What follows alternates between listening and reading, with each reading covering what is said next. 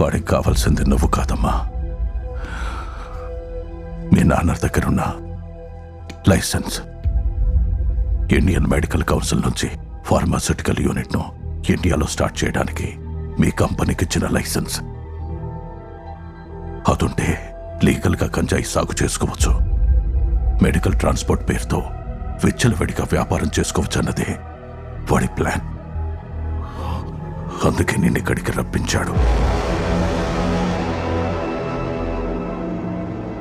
అదే కనుక జరిగితే మా ఊర్లాగే ఇంకొన్ని ఊర్లో ఎంతో మంది జీవితాలు నాశనం అవుతాయి.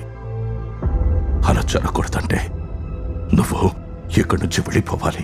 అదేంటి తాతయ్య, ఇక్కడ ఇంత జరుగుతుంటే సిస్టమ్ ఏం చేస్తుంది, పోలీసులు ఏం చేస్తున్నారు? ఏం చేయడం లేదంటే వాడెంత పవర్ఫుల్లో అర్థమైంది కదమ్మా.